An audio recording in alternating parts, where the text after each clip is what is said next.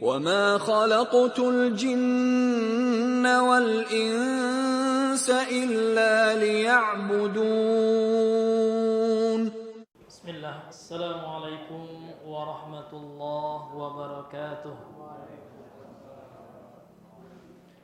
إن الحمد لله نحمده ونستعينه ونستغفره ونعوذ بالله من شرور أنفسنا وسيئات أعمالنا. من يهده الله فلا مضل له ومن يضلل فلا هادي له.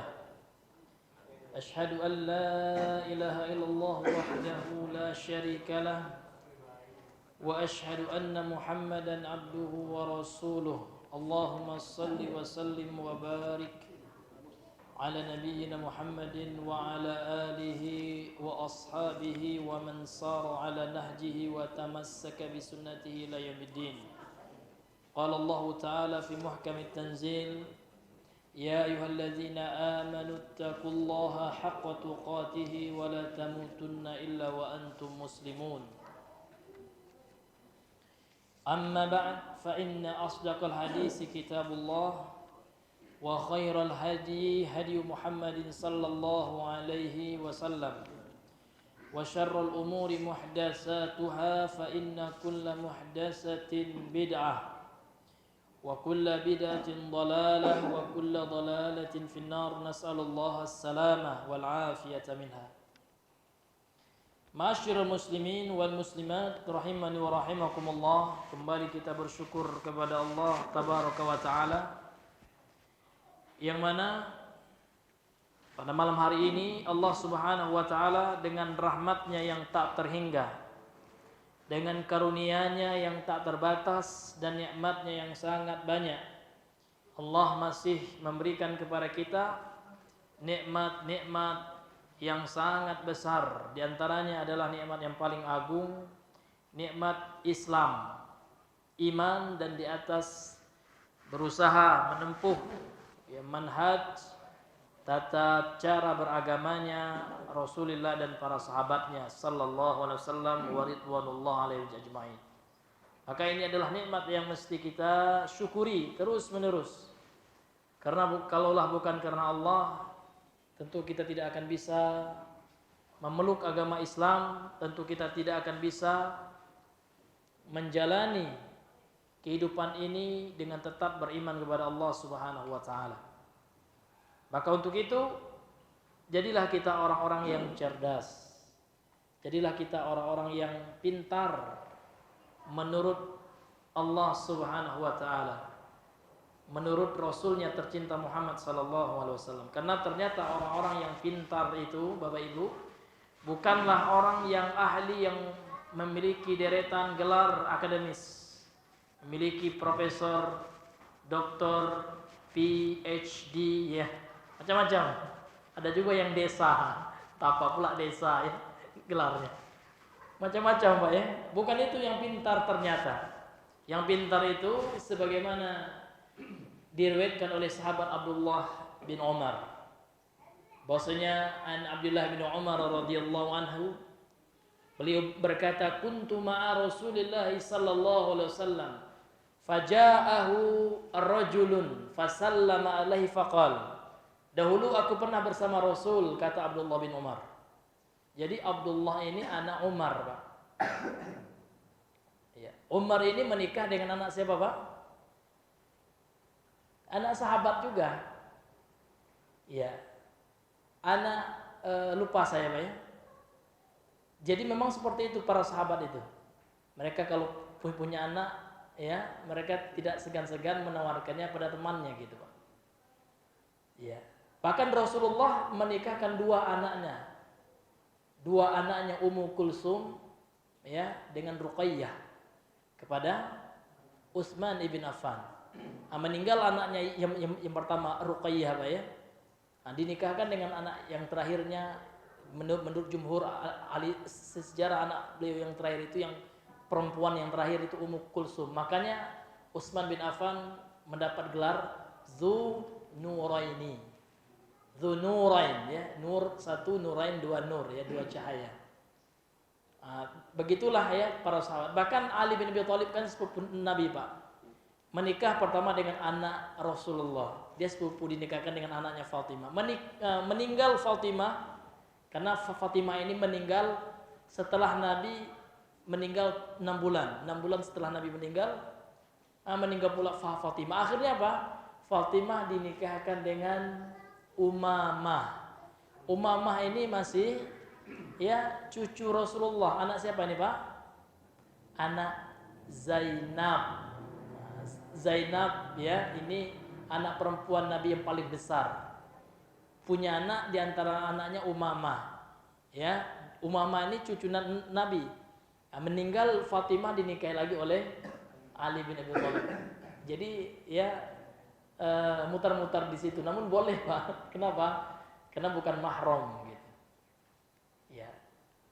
Makanya di antara sunnah itu, Pak, ya kita mengikuti bagaimana Rasul dan para sahabatnya. Rasul nikahkan anaknya dengan sahabatnya biasa-biasa saja, nggak ada minder, Pak ya. Nah, kalau kita sekarang nggak apa-apa itu, Pak ya. Kalau kita tahu sahabat kita orang yang soleh, orang yang baik agamanya, kita tawarkan anak kita. Karena kita punya anak gadis misalkan, Pak. Ya. Ini hadirin yang dimuliakan oleh Allah Subhanahu wa taala. Jadi kita kembali kepada hadis tadi itu. Jadi datang seorang laki-laki dalam satu riwayat min Ansar. Jadi laki-laki ini dari Ansar, orang Madinah. Faqala, lantas laki-laki ini bertanya, "Ya Rasulullah, ayyul mu'minina afdal?" Wahai Rasulullah, siapakah orang mukmin yang paling afdal, yang paling mulia, yang paling utama di sisi engkau, di sisi Allah gitu. Maka Rasul menjawab, ahsanuhum khuluqan, yang paling bagus akhlaknya. Kemudian laki-laki ini bertanya lagi, wa ayyul mu'minina aqyas, dan siapa yang paling cerdas seorang mukmin itu? Maka Nabi mengatakan, ya aktsaruhum lil mauti zikran wa ahsanuhum lima ba'dahu isti'dadan ulaika aqyasun, kata Rasul sallallahu alaihi wasallam. Jadi mukmin yang paling cerdas itu adalah yang paling banyak mengingat kematian. Misalkan ada 2 orang mukmin, mungkin yang satu itu kadang-kadang aja ingat mati, Pak. Pas di majelis taklim ingat mati dia. Masya Allah, apalagi dengar ceramah, Pak ya. Yang satunya enggak, setiap saat nangis dia. Nah, itu yang paling afdal, itu yang paling cerdas, itu yang setiap saat dia ingat mati. Karena mati itu, Pak, pasti. Ada enggak yang lebih pasti dari mati? Enggak ada. Pastikah kita mau kayak Pak, kita pedagang misalkan ya, pedagang sate, bakso, pasti kaya dengan usaha kita itu? Nggak ada yang pasti ya, iya kan? Namun kalau mati pasti, Pak. Nah, kemarin ya info ya, keluarga kami ada yang meninggal ya, adik dari orang tua meninggal. Innalillahi wa inna ilaihi. Memang pastilah mati itu, Pak ya. Namun terkadang kita lupa dengan kematian itu. Jadi kalau orang yang cerdas itu ingat mati, berarti orang yang bodoh itu, Pak, bukan orang yang idiot, ya, bukan orang yang lambat nangkapnya gitu ya, enggak, Pak. Ternyata orang yang bodoh itu, Pak, walaupun gelarnya profesor, doktor, namun dia lupa dengan kematian, sehingga perbuatannya tidak menunjukkan dia ingat mati. Kalau dia ingat mati, pasti dia jauhi maksiat. Ada orang ingat mati, namun setiap hari maksiat, ya. Setiap hari dia riba, tetap yakin dengan ribanya gitu ya. Kalau saya tetap di sini, Ustaz, insya Allah masa depan saya gini katanya. Na'udzubillah. Padahal masa depan yang sebenarnya itu bukan dunia ini, Pak. Rasul mengatakan innal aisha aishul akhirah. Sesungguhnya yang sebenarnya kehidupan itu kehidupan akhirat. Kehidupan dunia ini ya hanyalah tempat persinggahan gitu. Kun fi dunya ka'annaka gharibun aw 'abiras sabil, kata Rasul sallallahu alaihi wasallam. Jadilah, tinggallah engkau di dunia itu sebagaikan engkau itu lagi dalam perjalanan orang asing gitu, Pak. Seperti kita, Pak, lagi merantau, Bapak kemana? Ke Malaysia, misalkan orang asing, ya, ke Amerika gitu ya. Nah, yang dalam pikiran Bapak adalah ini sebentar aja di Amerika ya, dapat duit, ya terkumpul cukup tabungan, ya kan, untuk buka usaha di Indonesia, dah balik kita ke Indonesia. Gitu juga kita di dunia ini. Kita di dunia ini kata Rasulullah bagaikan orang yang asing, orang yang lagi safar ya, yang kelak akan kembali kepada akhirat. Karena kehidupan yang sebenarnya itu adalah akhirat. Jadi kalau seandainya akhirat menjadi tujuan kita, maka kehidupan dunia sebesar apapun menerpa kita, insya Allah Pak, itu gampang, itu ringan gitu. Karena memang kehidupan yang sebenarnya bukan kehidupan di dunia ini. Walaupun besar, sulit. Makanya hadis itu ulama mengatakan, di antara Imam Ibnu Hajar ya, kalau seandainya Rasulullah lagi ditimpa kesulitan atau kegembiraan ya, Rasul menyebutkan sabda ini, innal aisha aishul akhirah. Walaupun kita bahagia dapat kenikmatan yang luar biasa di dunia ini, sepele ya, yang sebenarnya hidup itu di akhirat. Ataupun sebaliknya, ketika Rasul diuji dengan kesempitan, bahkan Nabi itu Pak pernah lama tidak mengepul asap ya di dapurnya. Artinya sering juga Nabi itu merasakan kekurangan ekonomi, bahkan untuk dimakan saja nggak ada. Bahkan Nabi itu sering berpuasa Pak. Wahai istriku, adakah yang akan dimakan? Nggak ada. Izan ya, inni shaim. Ya, kalau seperti itu adalah aku puasa. Ya. Jadi kalau orang yang mengaku lemah ekonomi, kena lemah ekonomi enggak bertakwa, maka sudah dicontohkan oleh Nabi. Siapa yang lebih lemah ekonominya dari Nabi, kan seperti itu. Namun ada pula orang yang kekayaan. Nabi punya kaya juga Pak. Berapa ekor onta Pak yang beliau persembahkan untuk istrinya Khadijah ketika menikah. Kalau nggak salah saya itu 60 ekor onta gitu. Nabi pernah punya uang juga gitu. Namun ya, walaupun kita punya uang, kita lagi berada roda ekonomi kita di atas, ya maka tidak menjadi halangan kita untuk bertakwa. Ataupun kita diuji sebaliknya, miskin. Bahkan Nabi pernah itu Pak disebutkan dalam riwayat, ya beliau dengan sahabat itu makan nggak ada yang kena makan, nggak ada gandum gitu Pak ya. Makannya rumput. Disebutkan dalam riwayat yang sahih. Nabi pernah dengan sahabat itu makan rumput. Itu ya ekonomi yang dihadapi oleh Nabi, namun Nabi tetap bertakwa kepada Allah. Jadi memang bagaimanapun keadaan ekonomi kita, bagaimanapun kesenangan kita, sesungguhnya kehidupan yang sesungguhnya itu adalah akhirat. Innal aisha aishul akhirah. Itu sesungguhnya hidup yang sebenarnya itu di akhirat. Mau jabatan kita tinggi itu sementara, nggak ada itu di mata Allah, ya kan? Karena sesungguhnya kehormatan itu adalah ketika kita dimuliakan oleh Allah dengan iman dan dimasukkan ke dalam surganya Allah Subhanahu wa taala. Mudah-mudahan kita semua ya diberikan oleh Allah keistiqomahan dan diberikan oleh Allah keimanan dan ketakwaan hingga ajal menyebut kita. Ya, karena yang sebenarnya itu adalah ketika kita dimatikan di atas iman. Sekarang boleh kita beriman Pak, namun kita jangan merasa aman. Jangan merasa senang, oh saya kan sudah beriman. Belum tentu besok lusa kita beriman lagi. Nauzubillah, betapa banyak orang-orang sekarang Pak ya, karena permasalahan ekonomi bisa murtad, nauzubillah. Bahkan karena permasalahan ekonomi nggak lagi sholat, ada juga Pak, nauzubillah. Kena masalah hutang nyalek, ada juga teman kita, nauzubillah. Ya, kena dunia kan gitu. Nauzubillahi min zalik. Inilah dirinya yang diberikan oleh Allah. Baik, kita kembali kepada pembahasan kita tentang bab ya maja'a fi dzabhi li ghairillah. Dalam kitab tauhid permasalahan tentang masalah menyembelih kepada selain Allah. Kita sekarang masuk pada dalil yang selanjutnya. Qala al-muallif rahimahullahu taala wa nafa'ana bihi wa bi ulumihi. An Ali bin Abi Thalib radhiyallahu anhu qala, dari Ali bin Abi Thalib, semoga Allah meridhoinya, dia telah berkata, haddatsani Rasulullah sallallahu alaihi wasallam bi arba'i kalimatin. Rasulullah telah menyampaikan kepadaku 4 perkataan. Nah, ini penting sekali nih Pak, 4 perkataan ini.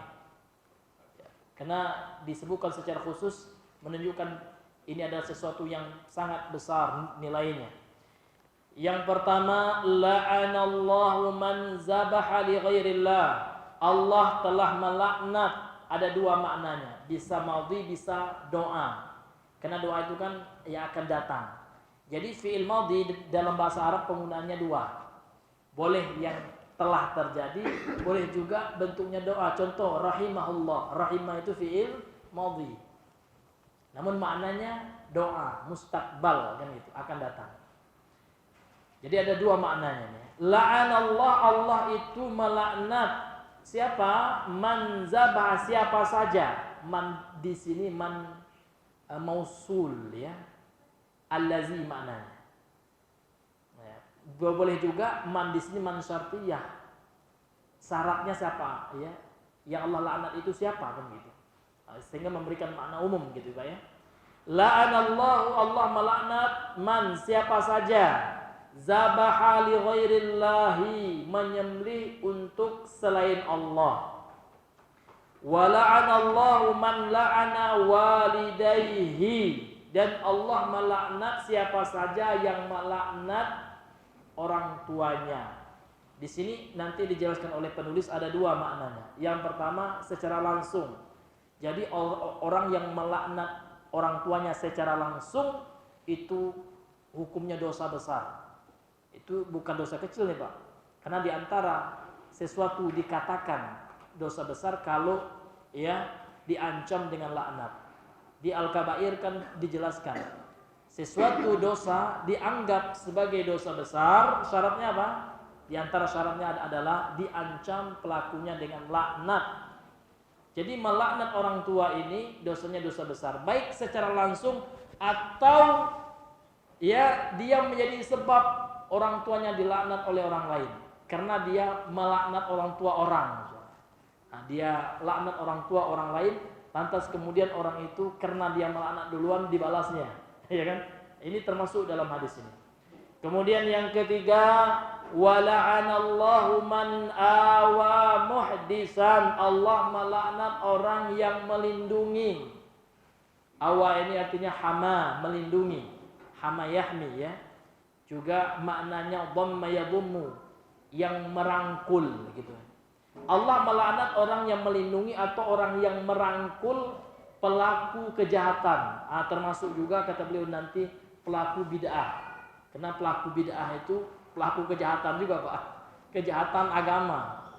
Kalau pelaku kriminal kan kejahatan dunia, perampok, ya, penipu, pelecehan seksual, ya, pemerkosa, itu kan pelaku kejahatan dunia itu Pak ya. Kalau pelaku kejahatan agama itu ahlul bid'ah. Ya, jadi nanti dijelaskan oleh pensyarah ini termasuk juga ya. Allah melaknat orang yang melindunginya dan orang yang merangkulnya. Jelas dia ngajak kepada bid'ah masih dirangkul. Ya kan? Nah, ini hadirin yang dimuliakan oleh Allah. Masih direkrut gitu. Padahal dia mengajak. Ini beda orang pelaku bid'ah Pak, namun dia enggak mengajak kepada bid'ahnya. Beda hukumnya. Ini dijelaskan oleh ulama gitu ya, ulama hadis. Beda antara pelaku bid'ah dengan yang mengajak dengan yang tidak mengajak kepada bid'ah. Maka ada juga Pak, dia memang ahli bid'ah, tahu kita amalannya bid'ah gitu. Suka ngalap berkah di kuburan ya.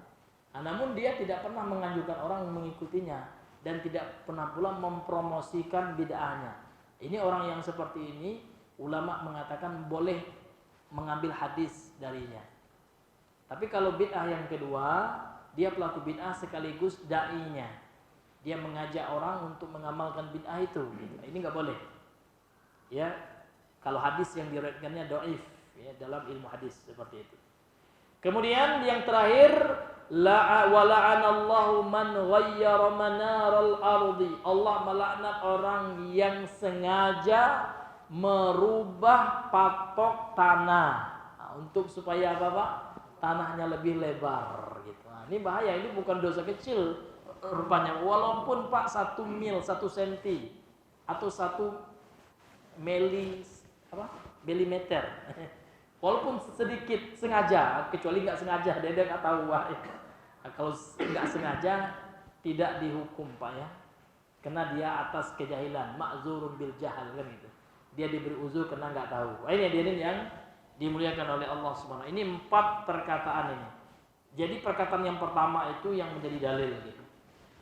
Kemudian Bapak Ibu yang dirahmati oleh Allah, Qala asy-syarihu rahimahullah, berkata pensyarah kitab ini Asy-Syaikh Shalih Al-Fauzan. Nanti kita ambil faedah dari Syekh Ibnu Utsaimin dalam syarahnya. Jadi Asy-Syaikh Shalih Al-Fauzan mengatakan la'anallah, Allah melaknat. Apa arti laknat dari Allah gitu? Beda antara laknat Allah dengan kita melaknat. Makanya kita jangan pernah berdoa Pak, laknatullah alaih. Ya, supaya kita doa semoga Allah melaknatmu. Ini para kalau kita sendiri melaknat beda. Ya. Tapi kalau kita minta Allah melaknat itu yang lebih parah gitu.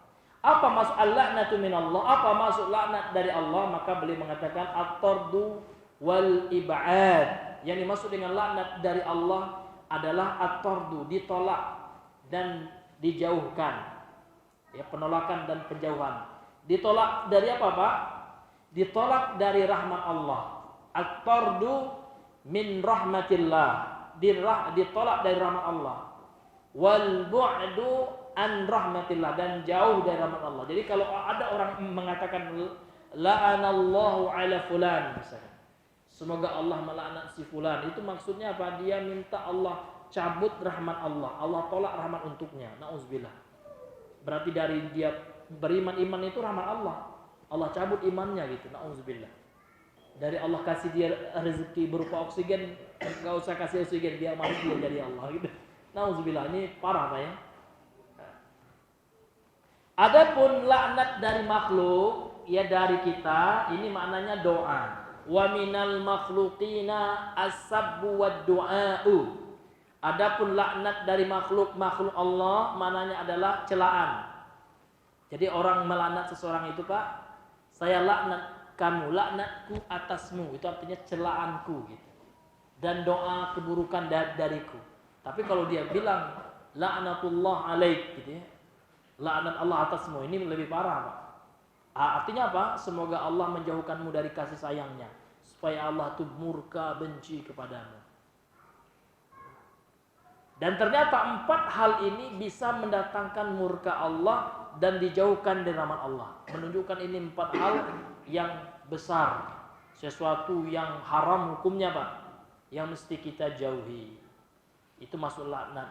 Jadi kita sudah ya memahami makna dari laknat yang disebutkan oleh Syekh Shalih Al-Fauzan dalam kitabnya Al-Mulakhas ini, Bapak Ibu yang dirahmati oleh Allah Subhanahu wa taala.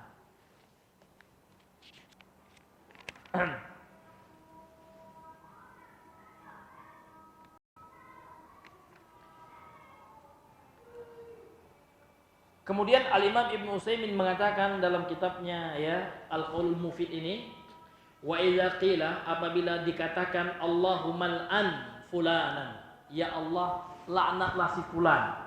Apa maknanya? Maka beliau mengatakan fal maknanya adalah ab'idhu an rahmatika watradhu anhu. Ya. Maknanya adalah ab'idhu, jauhkanlah dia ya Allah dari rahmatmu, dari kasih sayangmu. Kan luar biasa Pak. Makanya kita nggak boleh ya melaknat itu. Apalagi kita katakan laknat Allah atasmu, nauzubillah. Watradhu ya anha, dan tolaklah dia dari rahmatmu tersebut. Nah, ini menunjukkan itu adalah ya sesuatu yang sangat besar dan tidak boleh sembarangan. Nanti disebutkan faedahnya oleh Syekh Ibnu Utsaimin ya tentang melaknat itu.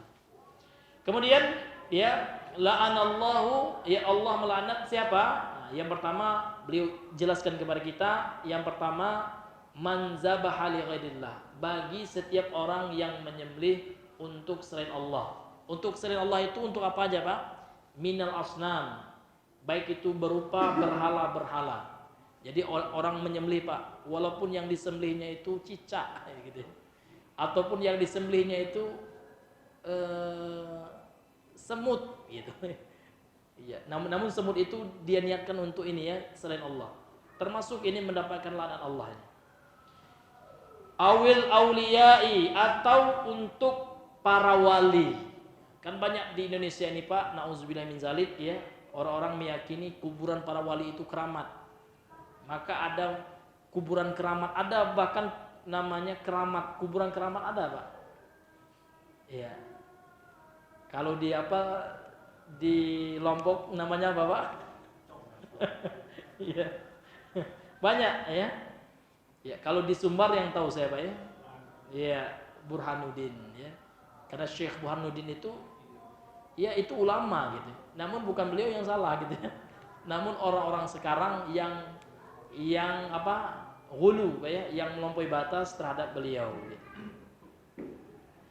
Jadi orang yang menyembelih untuk ya berhala, para wali, wassalihina dan orang-orang saleh. Jadi ada kuburan orang soleh Pak, itu dikultuskan kuburan itu Pak, dikhususkan untuk ziarah. Maka ada istilah mereka ya wisata religi, ya kan? Nah, itu bukan wisata religi Pak, wisata syirki gitu ya. Iya, kenapa? Karena niatnya nanti untuk apa? Untuk ngalap berkah. Jadi nggak boleh kita ngalap berkah Pak di tempat yang nggak ada dalilnya. Itu nggak ada dalilnya, bahkan dilarang oleh Rasul sallallahu alaihi wasallam ya, mengkhususkan suatu tempat untuk ibadah tertentu. Nggak boleh. Rasul mengatakan la tasyuddu rihal illa ila salasati masajid. Jangan engkau khususkan perjalanan ibadah, perjalanan spiritual ya, kecuali ketiga masjid. Tiga masjid boleh Pak, kita sengaja ngalap berkah di Masjid Nabawi, boleh ngalap berkah dengan apa? Dengan sholat ya kan, bukan dicium-cium tonggak masjidnya, bukan diusap-usap, enggak, sholat di situ, baca Quran di situ gitu. Karena ibadah sholat di situ Allah lipat gandakan gitu, lebih utama ya, bahkan 1000 kali ya pahalanya dibandingkan dengan sholat di selain itu kan, seperti itu. Atau di Masjid Aqsa, di Masjid Haram gitu ya, itu baru boleh kita syuddur rihal. Syuddur rihal itu Pak mengkhususkan rihlah, perjalanan gitu, dalam perjalanan spiritual kan gitu Pak, untuk ibadah, untuk taqarrub ilallah, untuk ubudiyah. Jadi ya untuk berhala, wali-wali, orang soleh, awil jinni atau jin. Ada juga untuk ya kan, untuk makhluk yang diyakini memiliki andil dalam mendatangkan musibah. Itu yang diyakini oleh sebagian orang-orang kampung ya Pak ya, mau bikin jembatan atau orang proyek yang bodohnya gitu ya. Iya. Dapat titel S1 ya Pak ya, jurusan teknik sipil, masa percaya lagi dengan perkara yang seperti itu. Iya kan? Nah, pas buat proyek jalan atau proyek jembatan, nah untuk apa disembelih?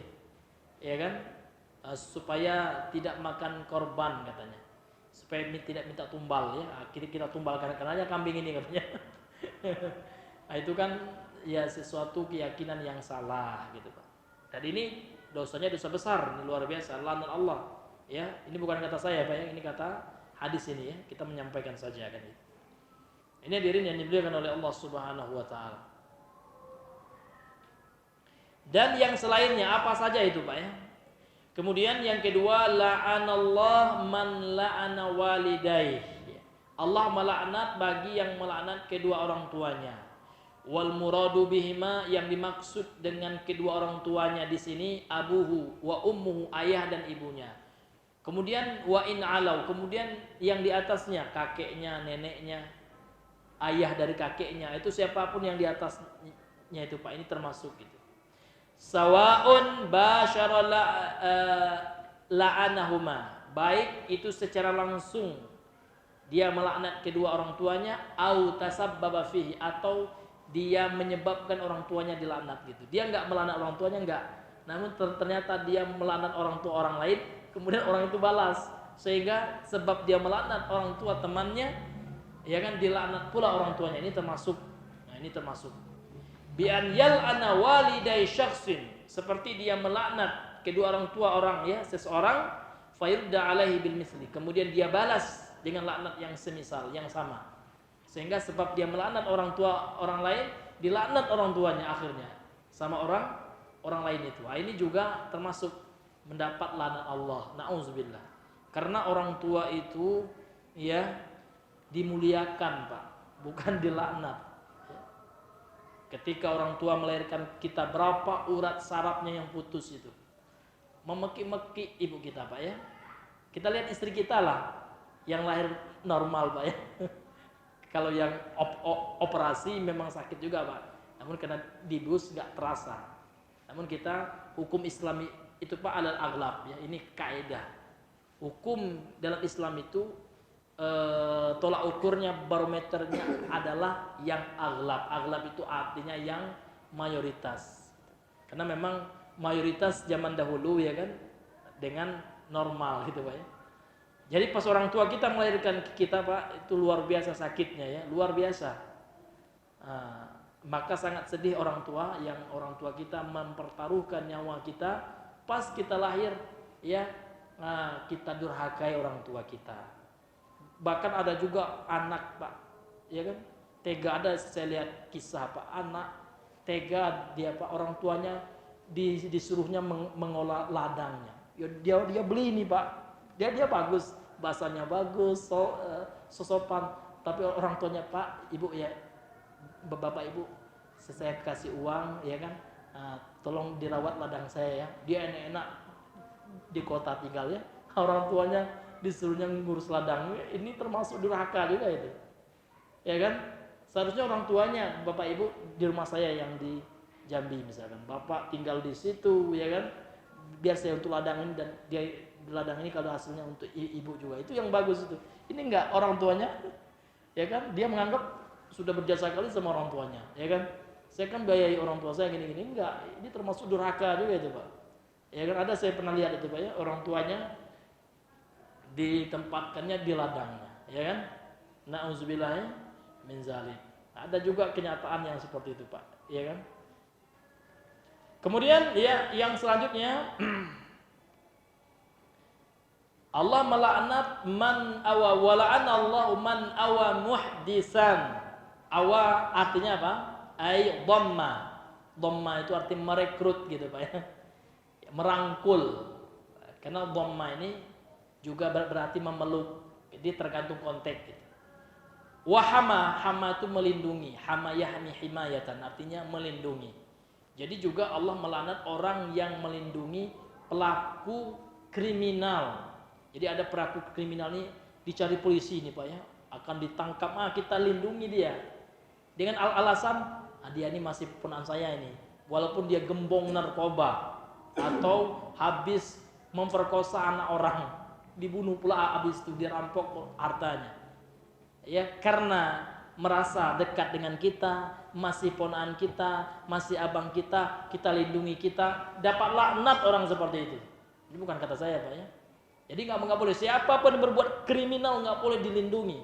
Kita wajib siapapun dia, walaupun anak kita sendiri Pak ya kan.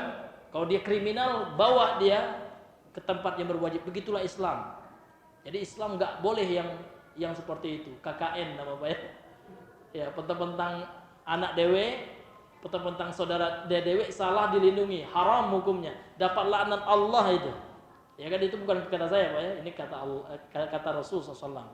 Dan hadisnya sahih, riwayat Imam Muslim. Ini nggak boleh dalam Islam. Bahkan Nabi mengatakan, laukanat Fatimatu bintu Muhammadin saraqat ya, laqata'tu yadaha. Kalau seandainya Fatimah saja anakku ini, anak Muhammad ini mencuri dia, saya potong tangannya, kata Nabi. Jadi Islam itu luar biasa Pak.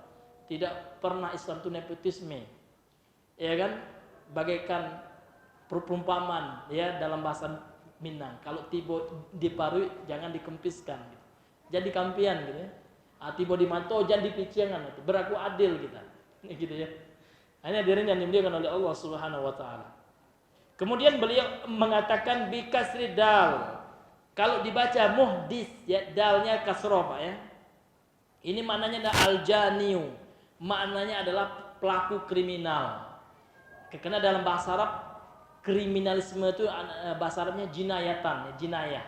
Pelakunya jani, ya. Jani itu pelaku kriminal. Kemudian kalau difathahkan dalnya, kalau muhdisan dalnya kasroh. Wa bi fathiha kalau difathahkan maknanya adalah wal amrul mubtada, dia adalah perkara bid'ah fiddin dalam agama ini.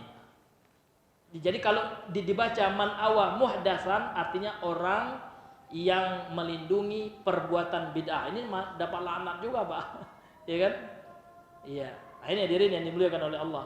Wa iwa'u, dan bentuk melindunginya perbuatan bid'ah itu. Bagaimana bentuk melindungi perbuatan bid'ah itu? Bentuknya kata Syekh Shalih Al Fauzan ar-ridha bihi, yaitu rela, senang dengan bid'ah itu. Berarti kalau ada orang yang senang dengan bid'ah, ridha dengan bid'ah, berarti melindunginya itu. Ini termasuk ancaman dari hadis ini, Pak ya. Wallahu taala a'lam bishawab. Kemudian yang keempat, la'anallahu man ghayyara manarul ardh. Allah melaknat siapa saja yang merubah patok tanah. Ya, jadi merubah patok tanah ini, Pak, bukan masalah sepele rumahnya. Namun ulama mengatakan sengaja. Dia telah tahu, Pak, batas tanahnya ini, di sini tempatnya. Berdasarkan kesepakatan, Pak ya. Berdasarkan pihak-pihak yang telah setuju. Dimajukannya supaya dapat lumayanlah dapat 1 cm gitu. Buat nanti tanah lagi, Pak ya. Au ta'khiriha, atau dimajukan.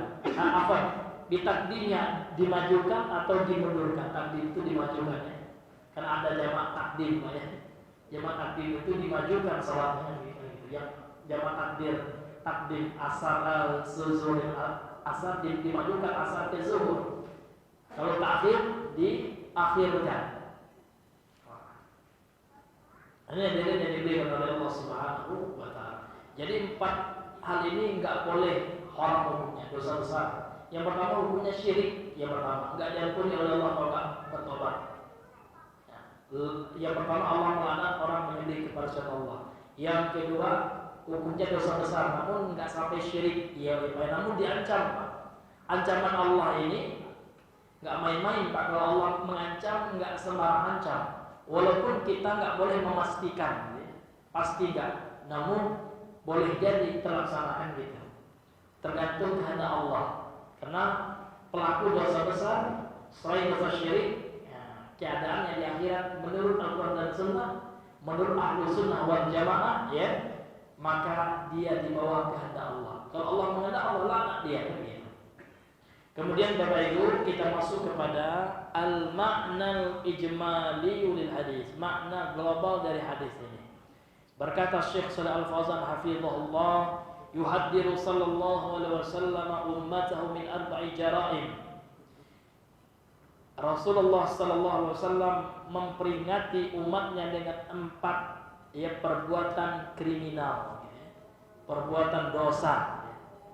Fayukhbiru anna Allah, Rasulullah mengkabarkan bahwasanya Allah Ta'ala yatrudu min rahmatihi, menjauhkan dari rahmatnya, manirtakaba, barang siapa yang jatuh wahidatan minha, kepada salah satu atau pada satu dari 4 dosa yang disebutkan dalam hadis ini.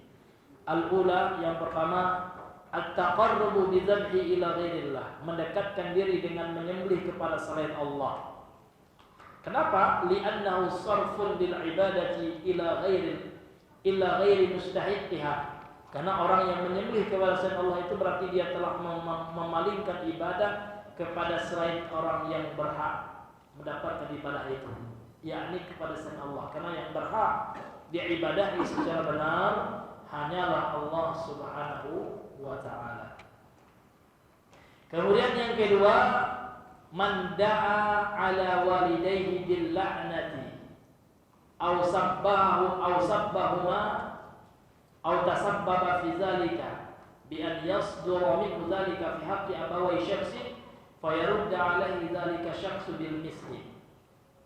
Barang siapa yang mendoakan laknat atas orang tuanya atau mencela orang tuanya, aw sabbahuma, atau mencela kedua orang tuanya, au tasabbaba, atau dia menjadi sebab orang tuanya dicela karena muncul darinya sikap mencela orang tua orang lain, sehingga orang tua kita dicela. Kalau anak-anak kecil ada kejadian seperti itu, Pak ya, dia mengejek bapak orang lain sehingga orang lain mengejek bapaknya. Ini dalam Islam dosa besar itu. Jadi anak kita mesti kita ingatkan, nah, jangan ejek ya ayah orang gitu ya, ini dosa besar ini, Pak. bukan dosa kecil nih ya. Iya. Iya. Atau yang muncul darinya perbuatan tersebut fi haqqi abawai syakhsin, dalam hak dua orang tua orang lain, seseorang ya. Sehingga orang tersebut apa? Fayaruddu alaihi, membalasnya gitu. Zalika syakhsu, ya, orang itu membalas celaan kepada orang tuanya karena dia dicela orang tuanya terlebih dahulu. Jadi Pak Ustaz, kalau orang tua kita dicela bagaimana? Doakan kebaikan orang tuanya. Misalkan orang tua kita dikatakan, mohon maaf ya, dikatakan B1, dikatakan B2, orang tua kita ya, dibilang B1 ya. Maka kita katakan Allahumma arham walidaik gitu. Ya Allah, semoga Allah merahmati orang tuamu ya kan? Saya tidak akan gila sepertimu gitu. Karena perbuatanmu gila kan gitu. Mencela orang tua itu gila Pak ya. Masa orang tua orang dicela kan gila ya. Dan itu dosanya dosa besar ya. Iya. Fasik gitu Pak ya. Iya. Karena Nabi mengatakan dalam hadis sahih Muslim Pak ya, mencela orang lain itu kefasikan, ya kan? Dan memeranginya adalah kekufuran. Namun kufur di sini dibagi dua. Kalau dia menghalalkan memerangi orang itu kufur besar itu. Tapi kalau dia tidak menghalalkan, nah ini jatuh ke dalam kufur kecil. Namun dia tetap dosa besar gitu Pak. Namun tidak mengeluarkan pelakunya dari batasan keislaman. Kemudian yang ketiga, yang ketiga, man hama janiyan. Barang siapa yang melindungi pelaku kriminal, itu janiyan ini pelaku kriminal Pak ya. Mustahiqqan lil haddi, yang mana dia berhak, sudah layak mendapatkan hukuman. Had itu hukuman syar'i gitu. Seperti mencuri dipotong tangannya gitu. Atau hukum negara juga termasuk Pak. Kalau negara kita belum menerapkan hukum kriminal secara syar'i 100% Pak, maka hukum negara termasuk juga dalam ancaman ini. Nah, dia jelas Pak, penipu Pak ya, penipu ulung dia, afiliator dia Pak ya. Sudah banyak orang yang termakan menjadi korbannya gitu. Penipu dia Pak. Petang-petang dia adalah saudara kita ya kan. Nah, kita lindungi dia. Nah, ini termasuk juga ini Pak ya. Famana'ahu, maka dia melindunginya ya, mencegahnya min an yuqama alaihi haddu, supaya ya tidak ditegakkan hukuman atasnya, au radiya bi bid'atin fid din, atau dia rela terhadap bid'ah dalam agama, au aqarraha, atau dia menetapkan ya bid'ah dalam agama. Ini termasuk dalam hadis ini mendapat ancaman laknat dari Allah Subhanahu wa taala. Kemudian yang keempat, man tasarrafa fi marasimil ardil lati tafrazul huquqa faqaddama au akharaha. Ya, barang siapa yang melakukan tindakan, karena at-tasarruf itu melakukan tindakan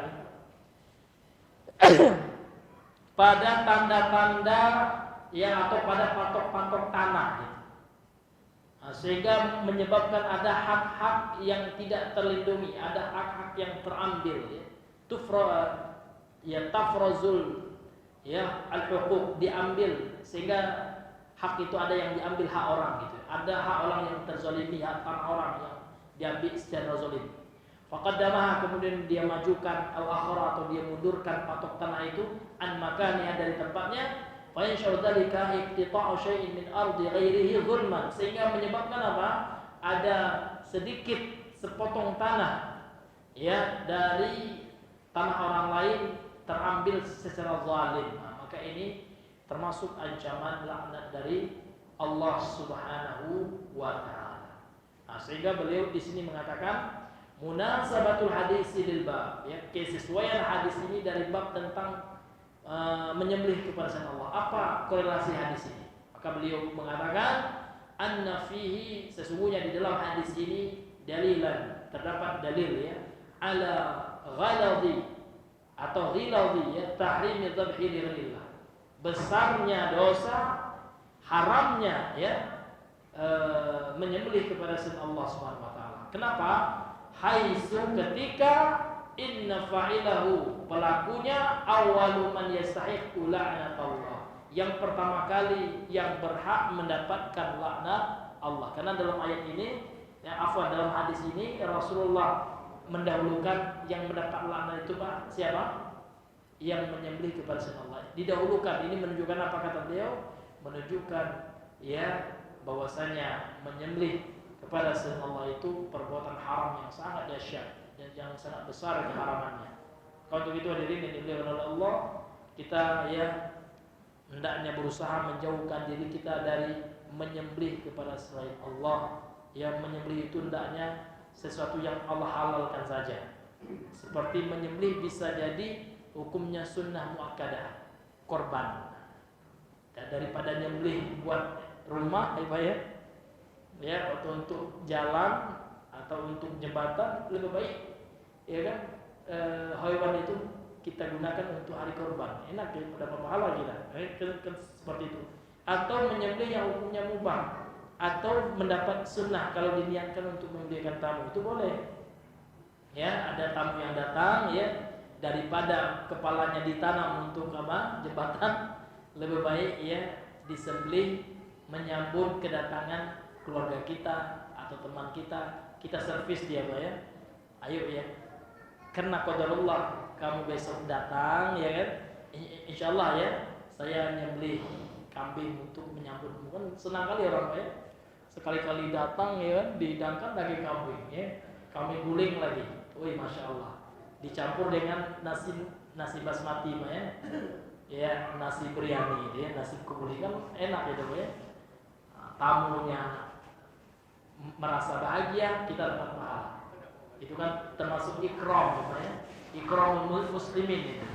Ya memuliakan ya, khidmat ya, menservis ya tamu kita. Mengkhidmat orang Islam itu Pak pahalanya banyak, luar biasa. Selama orang senang kita servis ya Pak ya, kita harapkan pahala di sisi Allah ini luar biasa Pak. Ya kan? Menservis anjing saja surga balasannya. Seorang mantan pezina, dia servis anjing kehausan dikasih minum, apalagi manusia ya. Nah, tentu besar kali pahalanya kalau kita harapkan ganjaran insyaallah. Boleh jadi pahala kita ngasih orang minum itu Pak, ternyata itu yang menyelamatkan kita dari surga, dari neraka Allah. Kan nggak tahu kita amal soleh yang mana yang menyelamatkan kita. Maka Nabi mengatakan la yahtaqiranna minal ma'rufi syai'an. Janganlah seseorang itu meremehkan kebaikan walaupun dikit Pak. Walaupun kita kasih dia satu mangkok gorengan pula. Ya satu mangkok bakso atau satu potong gorengan lah kita kasih, namun ikhlas ini untuk Allah ini ya, supaya saya selamat. Ya Allah, kita niatkan Pak, boleh Pak. Ya Allah saya kasih bakwan si A itu Pak ya. Dan selamatkan aku dari neraka-Mu ya Allah. Ya, boleh jadi Pak. Di akhirat kan tergantung niat ya. Amalan itu tergantung niat. Ya kan? Walaupun satu biji jangan satu biji ya, satu buah kurma, karena bijinya nggak bisa dimakan. Ya. Walaupun satu buah kurma Pak, kita kasih orang, apa kata Nabi? Wattaqun nar. Jagalah diri kalian dari neraka walau bisyikkin ya. Minta merin, walaupun separuh buah korma itu. Makanya Nabi mengatakan jangan kau remehkan kebaikan. Walaupun sepotong bakwan Pak, ngasih orang, namun kita niatkan ya Allah, ya kan, semoga engkau selamatkan aku dari neraka dengan sepotong bakwan. Boleh jadi Pak, Allah Maha Kuasa. Tergantung niat Pak, tergantung niat. Namun kalaupun kita banyak bersedekah, kita kasih orang mobil namun ria, tujuan kita apa? Supaya dibilang orang dermawan ya, supaya dibilang orang banyak duit ya Pak ya, ngasih ustaz mobil namun niatnya bukan karena Allah, tidak dapat apa-apa dia ya. Yang penting itu niat, innamal a'malu binniyat. Amal itu dengan niatnya. Wallahu taala a'lam bishawab. Karena dengan waktu ya, maka kita cukupkan dulu di sini pembahasan kita di malam hari ini. Subhanakallahumma bihamdika Asyhadu an la ilaha illa anta astaghfiruka wa atubu ilaik. Assalamualaikum warahmatullahi wabarakatuh.